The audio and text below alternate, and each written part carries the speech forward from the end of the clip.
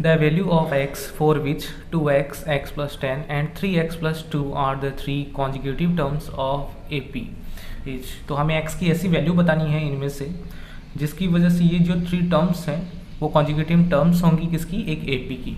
तो सबसे आसान जो मेथड होगा इस वाली क्वेश्चन के लिए, हम लोग डायरेक्ट क्या करेंगे, ऑप्शन से वैल्यू पुट करेंगे।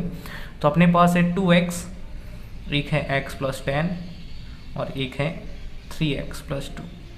अब ऑप्शन में से कौन सी वैल्यू पुट करेंगे, सभी को पता है कि जो सबसे सिंपल वैल्यू नज़र आ रही है वो 6 है। तो यहाँ पर 2 इंटू 6, तो इसकी वैल्यू अपने पास आ गई 12।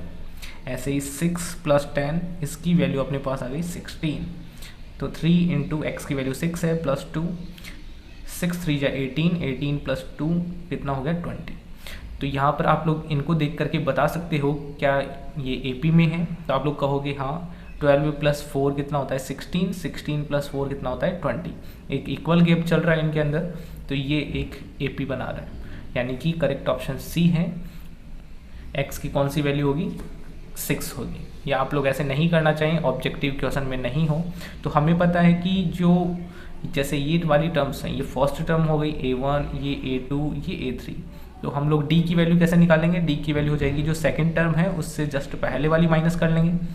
और इसी तरीके से आप लोग D की वैल्यू कैसे निकाल सकते हैं, थर्ड टर्म में से A2 को माइनस कर लें, थर्ड में से सेकंड टर्म को माइनस कर लें, यानी लास्ट वाले से जस्ट पहले वाली माइनस करने पर D की वैल्यू आती है।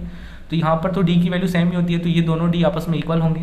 तो हम लोग सॉल्व करेंगे, यानी x प्लस 10 है उसमें से माइनस करेंगे 2x को। तो ये जो D की वैल्यू आई वो इस वाली D के इक्वल ही तो होगी। इसमें से थर्ड टर्म में से सेकंड को माइनस करते हैं, तो 3x प्लस 2, इसमें से माइनस करेंगे x प्लस 10 को। यहाँ पर हमें ब्रैकेट का ध्यान रखना पड़ेगा, माइनस का साइन है तो साइन चेंज होंगे, क्योंकि इधर तो सिंगल टर्म थी तो कोई फर्क नहीं पड़ेगा। माइनस 2x प्लस x है तो माइनस का x आ गया और प्लस में 10 आ गया। इधर सॉल्व करेंगे, 3x plus 2 minus x, bracket solve करने पर ये हो जाएगा माइनस 10। तो यहाँ पर भी इनको सॉल्व कर लेते हैं, 3x और ये माइनस x कितना हो गया अपने पास, इधर हो गया अपने पास 2x प्लस 2 माइनस 10, तो माइनस के 8 हो गए। ये अपने पास माइनस x प्लस 10, इसको आसानी से हम लोग सॉल्व कर सकते हैं। ये प्लस में 10 है, माइनस 8 है तो प्लस में 8 हो जाएगा इधर, और ये 2x है, माइनस x उधर जाएगा तो प्लस में x हो जाएगा। ये हो गया अपने पास 18 और इधर हो गया अपने पास 3x। तो यहाँ से हम लोग x की वैल्यू फाइंड करेंगे।